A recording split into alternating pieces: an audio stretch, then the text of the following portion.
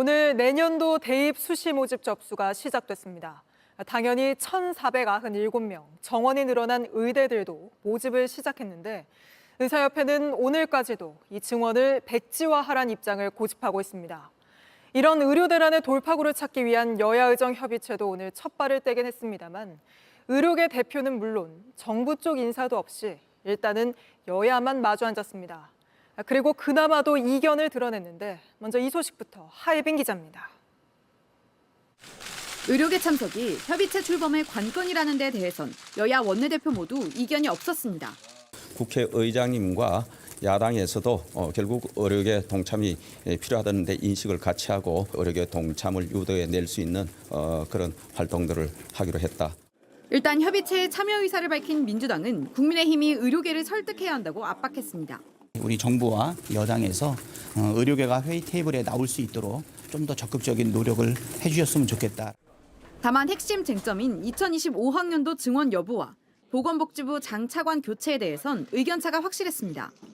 여당은 두 가지 사안 모두 불가라는 입장인 반면 야당은 이들을 테이블에 모두 올려놓고 논의해야 한다는 입장입니다. 양당은 추석 전 협의체 출범을 목표로 주체별 3명에서 4명이 참여하기로 합의했습니다. 하지만 의료계 참여가 불투명해 개문발차라는 지적이 나오고 있는 상황. 여기에 여야 의정 4개 주체 가운데 여야 간 의견 조율도 쉽지 않아 반쪽짜리 협의체가 될 가능성이 크다는 전망이 나옵니다. JTBC 하예빈입니다. 앞서 전해드린 대로 의료계는 오늘 수시 접수가 시작된 올해 의대 증원부터 모두 완전히 백지화하라고 주장하고 있습니다. 그럼 수험생들의 혼란은 어쩌란 거냐는 지적이 나오지만 포항 지진 때도 수능을 미뤘으니 불가능한 얘기가 아니란 주장까지 펴고 있습니다. 의료계 입장은 성화선 기자입니다. 오늘부터 13일까지 각 대학은 수시 모집 접수를 받습니다.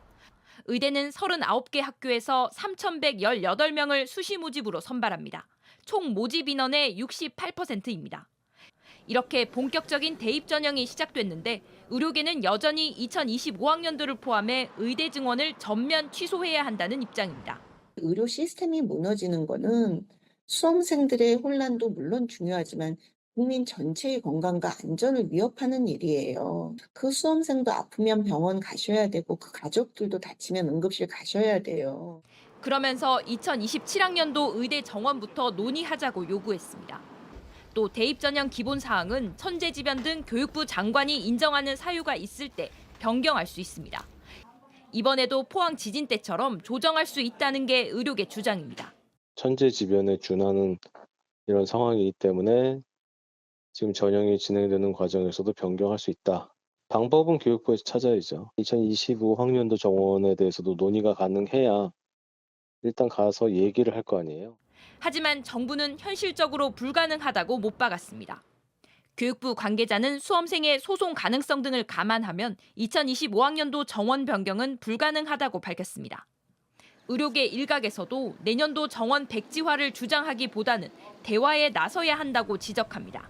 부작용을 줄일 수는 있겠지만 없던 일로 하기는 아마 불가능하지 않을까 싶습니다. 어쨌든 의사들이 원하는 방향으로 갈 수 있도록 논의 구조에 들어오는 것도 필요하거든요.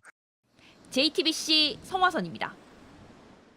이런 의료계 주장에 대통령실은 2025학년도 의대 정원은 절대 건드릴 수 없다고 밝혔습니다. 의료계가 요구하는 보건복지부 장차관 경질도 받아들일 수 없다는 방침입니다. 그러면서 정부 역시 의사들을 협상 테이블로 불러들이기 위한 유인책은 전혀 내놓지 못하고 있는 거 아니냐는 지적이 나오는데 이 소식은 강희연 기자가 전합니다. 대통령실은 의료계 여야의정 협의체 참여를 다시 한번 촉구했습니다.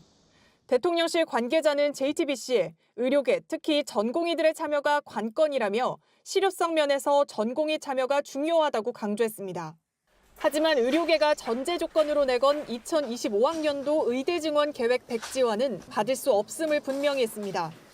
또 다른 대통령실 관계자는 오늘부터 2025학년도 수시 접수가 시작됐다며 현실적으로 증원 계획 유예는 불가능하다고 밝혔습니다.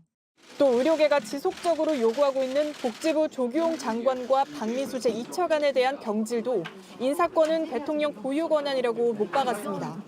대통령실 관계자는 의료개혁이 한창인 중에 책임을 맡고 있는 장차관을 교체하는 것은 생각할 수 없는 일이라고 밝혔습니다. 특히 보건복지비서관을 지낸 박 차관에 대해선 의료개혁 구상 단계부터 관여했던 만큼 교체 불가 입장이 강경한 것으로 알려졌습니다. 하지만 여당 내부에서조차 새 판을 짜야 한다는 주장이 나오고 있는 상황에서 정부의 유연성도 크게 부족하다는 지적이 나옵니다. 대통령실이 여야 의정 협의체를 수용할 시점 역시 25학년도 수시 모집 시작 직전이어서 의료계의 퇴로를 막은 거란 해석이 나옵니다. 결국 대통령실이 대화의 장으로 나오라며 의료계의 참여를 강하게 요구하고 있지만 이들을 협상 테이블로 이끌어낼 유인책은 사실상 하나도 내놓지 않고 있다는 겁니다. JTBC 강연입니다.